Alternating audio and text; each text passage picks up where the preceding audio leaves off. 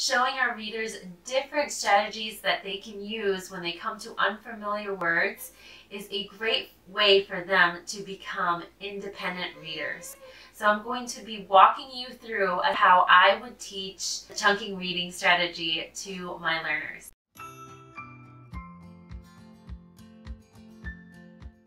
Hey friends, it's April from Teach Young Minds Online Tutoring Services. This is the best place to be for educators and parents of kindergarten through second grade learners. Today we're going to be going over how I teach the chunking reading strategy to our readers. I'm going to be referencing this reading strategies bookmark. You can find it at the Teach Young Minds resource library. It has over 200 pages of different resources that you can use with your learner. All right, so let's get started. This is how I would introduce the chunking strategy to my students. And we want to find the chunk in a word. We could do each sound one by one, or we could chunk out the word that we know, or we could chunk out part of the word that we know. So for example, I know this part of the word. This part of the word is at. That's a chunk I know. So if I were to put the C in front of it, I would say at cat. Okay? The next activity would be to find a pattern of chunks in a set of words. So we're over here and it says chunk the word, and I want you to look for a pattern in these 6 words here that you see. I see, what letter do you see over and over and over? I see an E, and I see an N. Let's see if we can sound that out together. N. That chunk is N. Let's see if we can find it in these words. Okay? I see it right here. There's N. There's N. The students can underline the pattern, circle the pattern, or highlight the pattern. Okay, now we're going to look at each word and add the other sounds to it. Now that we know that EN says N, we can add the other chunks to it. So this is T says T, N, 10. Good job.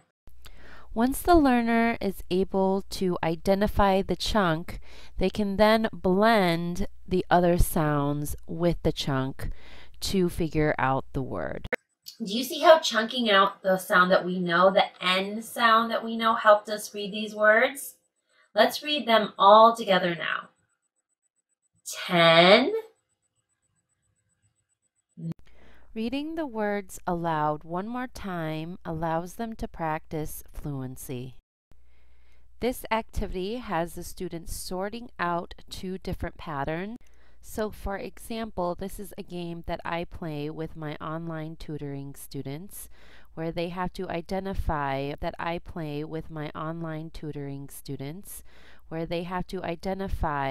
which word belongs to that particular chunk pattern.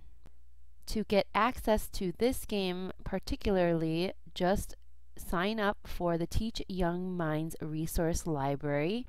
All of my friends on there get resources on a weekly to monthly basis with different activities they can do with their learner. Oh, it disappeared. That means we were right. Let's see. What about this one? Ooh, I see the N. N, 10. It goes in the N hut. Once the students are comfortable with the chunking strategy, now we can move on to using the strategy in reading a book. When picking out a book, I want to find a book that has a lot of repetition when it comes to patterns. So for example, this one has the end sound that we had practiced multiple times in the story. That way the students are comfortable with using the chunking strategy that they had just learned. Prior to reading the story, we could do a picture walk to help them gather important vocabulary that they might be reading in the story, along with a word search that they could do in order to find the chunks that we had been practicing. All right, so here we are. Ooh, I see the N sound in a lot of these. I see N here and here and here. Okay? N, 10, N, men. Ooh, we've seen this one before. Went to the, ooh, this is a new one. We haven't practiced this one. Let's try chunking it out. Let's try chunking it out. Okay, so there's E-N-D. What chunk do we know? We know N. End. End. End. Good job. 10 men went to the end of the...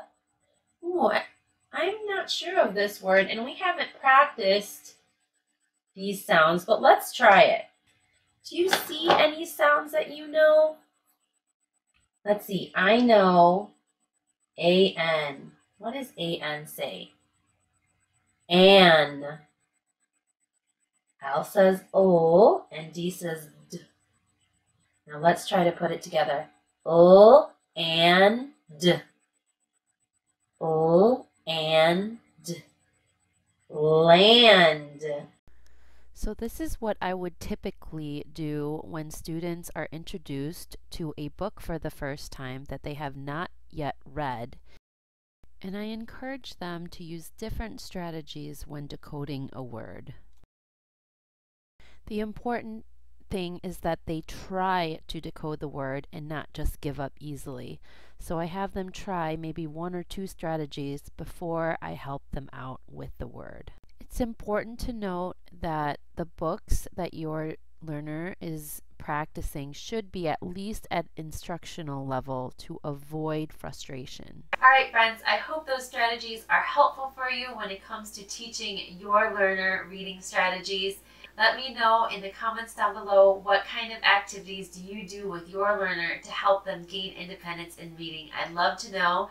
And if this has been helpful for you, make sure you give us a like, subscribe. If you like this video, make sure you check out the picture walk or reading strategy. That's another way that we can help our learner to become more independent when they read.